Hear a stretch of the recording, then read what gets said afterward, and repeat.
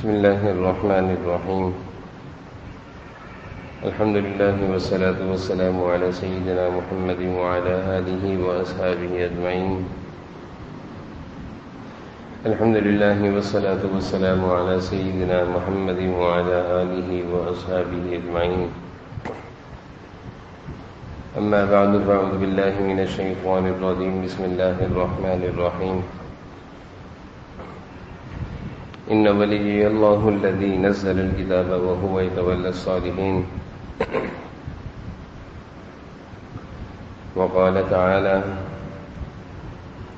وأما الجدار فكان لغلامين يتيمين في المدينة وكان تحته كنز لهما وكان أبوهما صالحا. صدق الله مولانا العظيم. اللهم صل على سيدنا مولانا محمد وعلى آل سيدنا مولانا محمد وبارك وسلم. اللهم صل على سيدنا مولانا محمد وعلى آل سيدنا ومولانا محمد وبارك وسلم. میرے قابل احترام بزرگوں اور عزیز بھائیوں،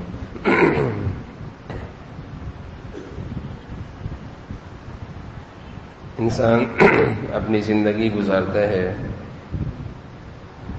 تو اس زندگی کی ساتھی ان زندگی کے سفر میں اپنا بہترین ساتھی اور بہترین سہارا ہر ایک تلاش کرتا ہے، اور دنیا میں دنیا والوں کی سوچ میں بہترین سہارا اور بہترین ساتھی وہ سب سے زیادہ مال کو سمجھا جاتا ہے اور اولاد کو سمجھا جاتا ہے. یعنی ہر شخص یہ جانتا ہے، سمجھتا ہے کہ میرا مال بھی بہترین سہارا ہے جو مشکل وقت میں میرے کام آئے گا، اور اولاد بھی میرے لیے بہترین سہارا ہے، بہترین ساتھی ہے جو میرے مشکل وقت میں میرا سہارا بنے گی.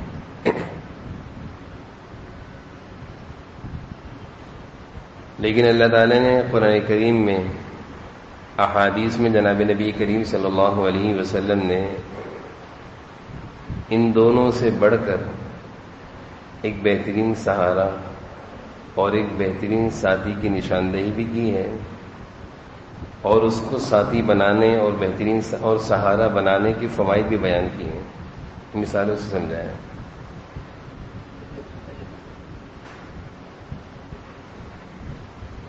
اور وہ بہترین ساتھی سہارا جس کا اللہ تعالیٰ قرآن میں ذکر فرما رہے ہیں اور جناب نبی کریم صلی اللہ علیہ وسلم جس کی تعلیم دے رہے ہیں، وہ انسان کا اپنا ایک نیک عمل ہے، نیکی ہے.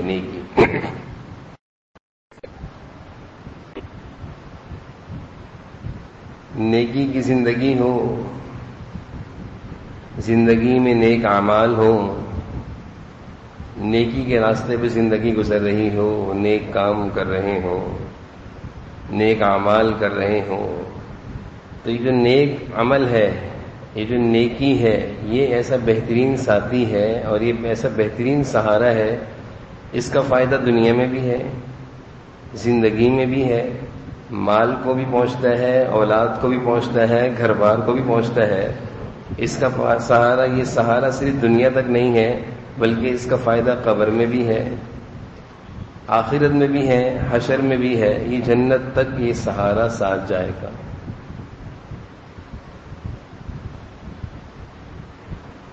مال ہو، حدیث کا مضمون ہے، زندگی تک سہارا ہے. جیسے روح نکلی، یہ مال اب میرا نہیں رہا، اس نے میرا ساتھ چھوڑ دیا، یہ ورثاء کا ہو گیا.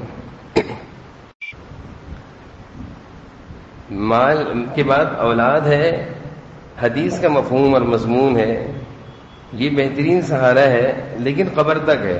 حضور صلی اللہ علیہ وسلم ارشاد فرما رہے ہیں، ورثاء اولاد قبر تک جاتی ہے اور قبر میں دفنا کر ہاتھ جھاڑ کے واپس آ جاتی. اس سے آگے ہم نہیں جائیں گے. کسی بیٹے کو نہیں دیکھا ہوگا کہ وہ اپنے باپ کے ساتھ قبر میں دفن ہوا ہو. کتنے ہی اپنے والد سے محبت کرنے والا ہوں، لیکن قربان جانیے جناب نبی کریم صلی اللہ علیہ وسلم کو فرمایا کہ یہ نیک عمل ہے، یہ ایسا سہارا ہے، یہ دنیا میں بھی ساتھ ہے، یہ قبر میں بھی ساتھ ہے، یہ میدان محشر میں بھی ساتھ ہے، یہ دنیا سے جانے کے بعد پیچھے والوں کو بھی میری نیکی میری اولادوں کو فائدہ پہنچا رہی ہے۔ میں چلے گیا، میں دنیا سے چلا گیا ہوں، لیکن میرے نیک اعمال کا فائدہ میری اولادوں کو مل رہا ہے کہ ابا نیک تھے، اس لیے ابا کی نیکی کے فائدے ہم بھی حاصل کر رہے ہیں۔ اللہ تعالیٰ نے قرآن کریم میں 16ویں پارے کے آغاز میں ایک واقعے کو قرآن کریم کا حصہ بنایا ہے۔ وَأَمَّا الْجِدَارُ فَكَانَ لِغُلَامَيْنِ يَتِيمَيْنِ فِي الْمَدِينَةِ۔ حضرت خضر علیہ السلام، حضرت موسیٰ علیہ السلام، دو نبیوں کو حکم ہو رہا ہے کہ یہ یتیم بچے ہیں، ان کی دیوار گر رہی ہے، اس کو سیدھا کرو۔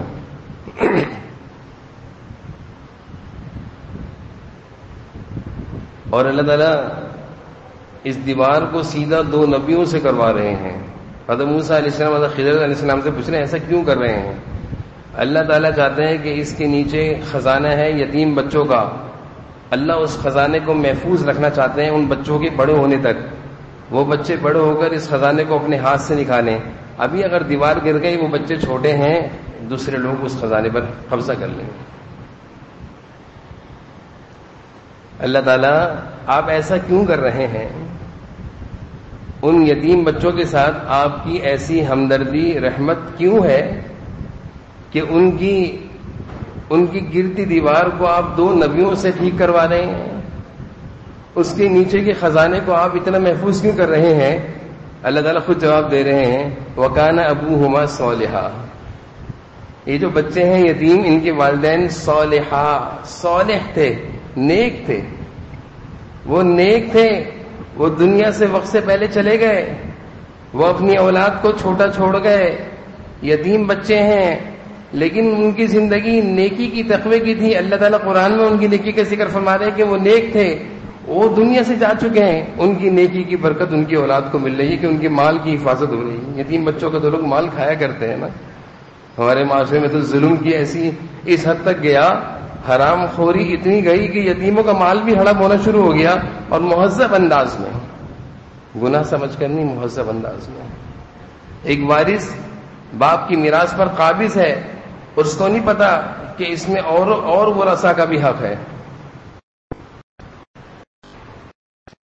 تو اللہ تعالیٰ فرما رہے ہیں وَكَانَ أَبُوهُمَا صَالِحًا کہ والدین نیک تھے، ان کی نیکی کا فائدہ وہ دنیا سے چلے گئے ہیں، اولاد کو ہو رہا ہے کہ بچے چھوٹے ہیں، اللہ ان کی حفاظت کر رہے ہیں۔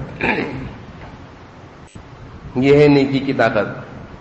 یہ طاقت مال میں بھی نہیں ہے، یہ طاقت اولاد میں بھی نہیں ہے۔ دنیا کا کتنا ہی بڑا سہارا ہم دیکھ لیں، اس طرح کی طاقت کسی چیز میں نہیں ہے، لیکن افسوس ہے کہ مال کے سہارے کو سہارا سمجھا جاتا ہے، اس مال کی حفاظت بھی کی جاتی ہے، اس مال پر محنت بھی کی جاتی ہے، اس مال کو بڑھانے کی کوشش بھی کی جاتی ہے، اس مال پر وقت بھی لگایا جاتا ہے، اس مال پر صلاحیتیں بھی لگائی جاتی ہیں، اس مال کو بڑھانے کے لیے نیندیں بھی قربان کی جاتی ہیں، اس مال کو بڑھانے کے لیے گھروں سے بھی دور رہا جاتا ہے۔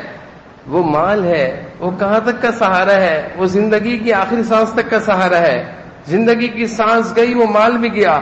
یہ نیکی، یہ نیک عمل جو زندگی میں بھی کام آ رہا ہے، ہر موقع پر کام آ رہا ہے، خود کو بھی کام آ رہا ہے، اولادوں کو بھی کام آ رہا ہے، اس قدر قیمتی سہارے کو ہم نے کتنا وقت دیا، کتنا اس کی حفاظت کا انتظام کیا، کتنی راتیں اس نیک عمل کو کرنے کے لیے ہم جاگے، کتنی راتوں کو اٹھ کر ہم نے توبہ اور استغفار اور تہجد پڑھی، کتنی راتوں میں ہم نے نیند کو قربان کیا نیک عمل کرنے کے لیے۔ بتائیں ذرا کتنی محنت کی ہے، اپنا محاسبہ ہم کریں۔ وجہ صرف یہی ہے کہ سہارے کی اہمیت ہوتی ہے، مال کی اہمیت ہے، اولاد کی اہمیت ہے، اس لیے اس کو ہم بہترین سہارا بھی سمجھتے ہیں، اس کے لیے ہم سب کچھ قربان کرتے ہیں، لیکن ہم نے نیک عمل کو سہارا نہیں سمجھا، ساتھی نہیں سمجھا، یہ کس وقت کام آنا ہے یہ نہیں سمجھا، اس لیے ہم اس پر وقت بھی نہیں دیتے، اس کو کرنے کا وقت بھی نہیں ہے۔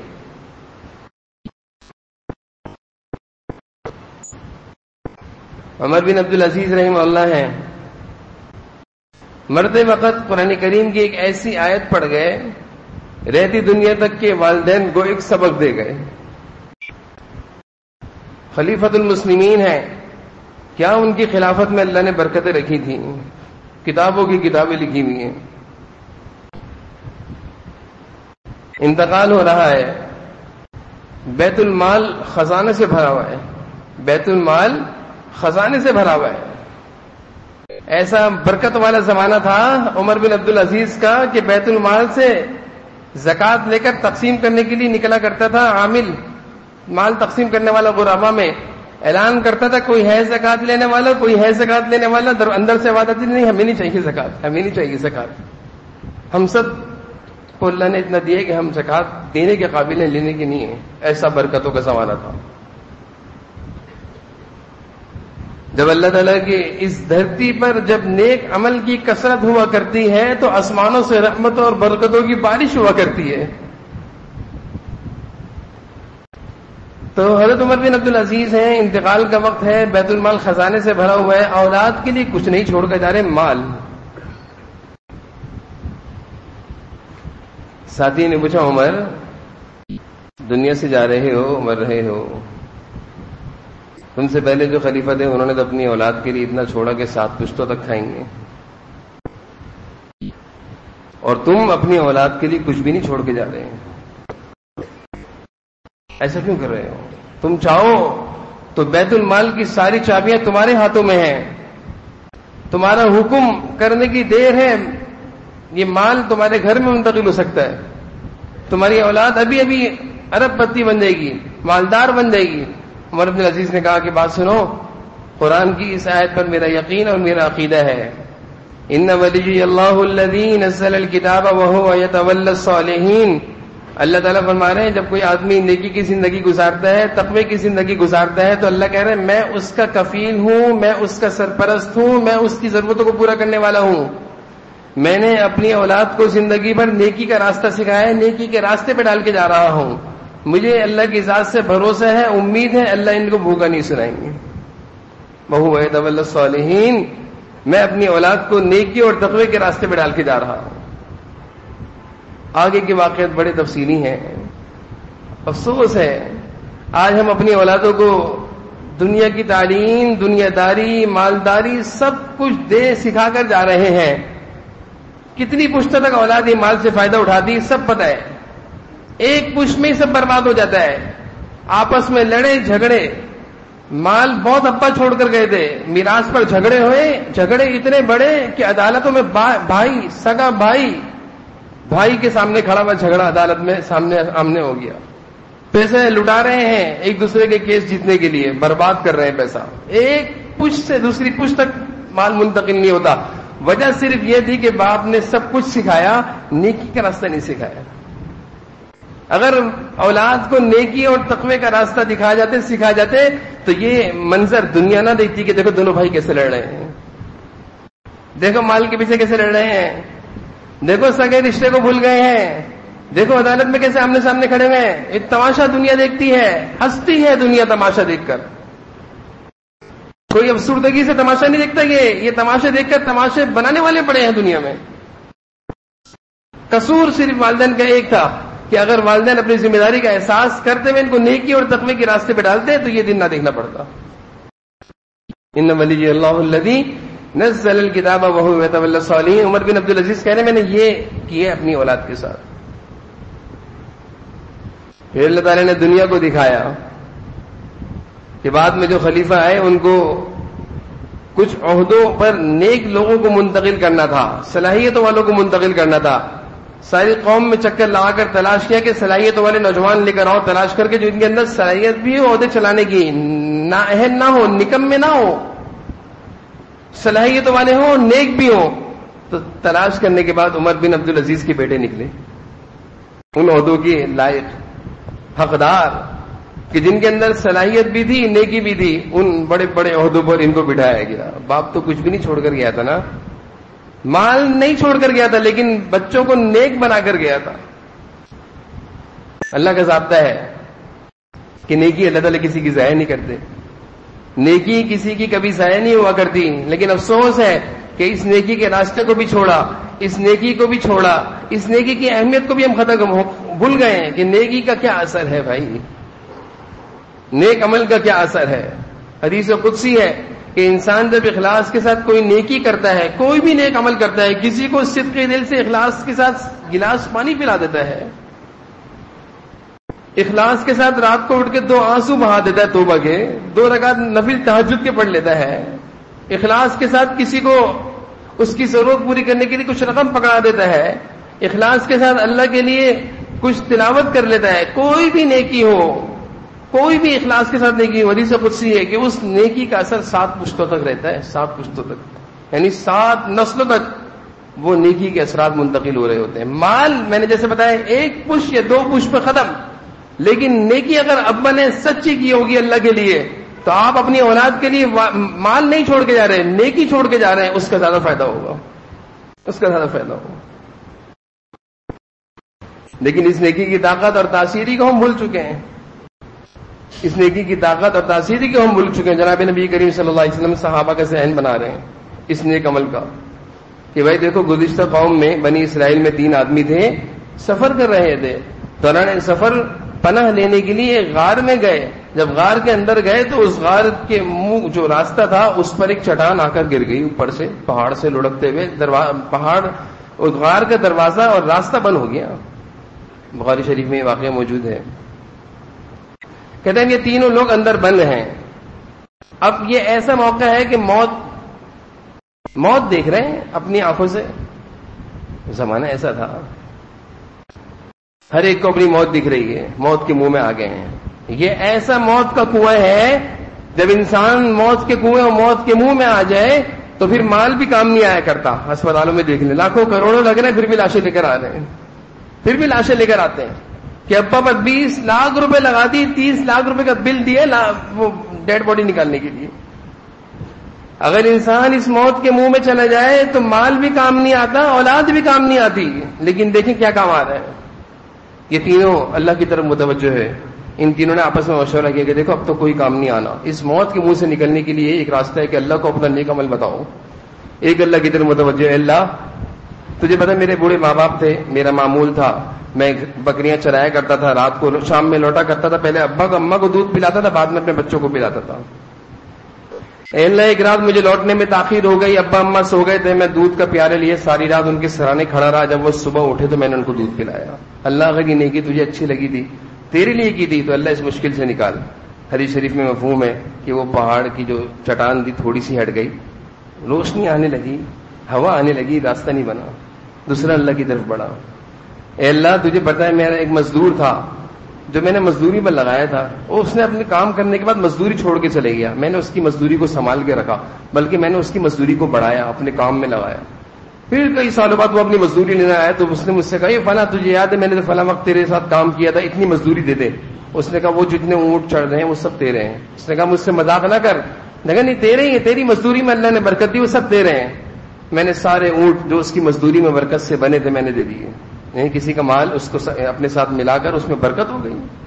اے اللہ اگر یہ نیکی تجھے پسند تھی تو اس مشکل سے نکال، اس موت کے کنویں سے نکال۔ وہ چٹان اور ہل گئی۔ اب تیسرا اللہ کی طرف متوجہ ہوا کہ اللہ تجھے پتا ہے ہم اس مشکل وقت میں آ گئے ہیں، کوئی سہارا کام نہیں آ رہا، نہ مال نہ اولاد، کوئی کام نہیں آ رہا۔ اے اللہ تیرا سہارا ہے، میں تیرے سامنے ایک نیکی پیش کرتا ہوں کہ میری ایک چچا زاد بہن تھی، میری اس سے نظر اور نیت خراب تھی، مشکل وقت میں اس کو پیسوں کی ضرورت تھی، میں نے کہا پیسے تجھے دوں گا لیکن میری جو بری خواہش وہ پوری کر۔ اس نے مجبوری میں کہا پوری کر، لیکن جب میں اس بری خواہش کی پوری کرنے کے لیے آگے بڑھا تو اس کے منہ سے ایک جملہ نکلا، اللہ سے ڈر، اللہ سے ڈر۔ کہا کہ یہ جملہ سن کر اے اللہ میں پیچھے ہٹ گیا اور اس کی ضرورت کو میں نے ایسے ہی پورا کر دی، جتنا مال چاہیے تھا دے دیا اور میں پیچھے ہٹ گیا۔ اللہ اگر میں اس گناہ سے تیرے لیے بچا اور تیرے نام کے خوف سے میں پیچھے ہٹا تو اللہ اس مشکل وقت سے نکال دے۔ حدیث کا مفہوم ہے وہ چٹان ہٹ گئی، وہ چٹان ہٹ گئی، انسانوں کے بس میں نہیں تھے اس چٹان کو ہٹانا، وسائل اور اسباب سب فیل تھے، بند موت کے کنویں میں تھے۔ اس موت کے کنویں میں کیا چیز کام آ رہی ہے؟ انسان کی نیکی کام آ رہی ہے۔ یہ نیکیاں ہوتی ہیں، یہ نیکی کی شکلیں ہیں جو کسی مشکل وقت میں انسان کو کام آ جایا کرتی ہیں۔ مال بھی تو اس لیے جمع کرتے ہیں نا کسی مشکل وقت میں کام آئے گا، نیکیاں بھی اس لیے جمع کر لیا کریں ہم کہ کسی مشکل وقت میں کام آئیں. اللہ تعالیٰ سے دعا ہے کہ اللہ تعالیٰ ہم سب کو نیک اعمال کے کرنے کی توفیق بھی عطا فرمائے, نیک اعمال کے کرنے کا شوق بھی عطا فرمائے, نیکی کی اہمیت بھی عطا فرمائے, اور نیکی کی برکتیں بھی اللہ تعالیٰ ہم سب کو نصیب فرمائے.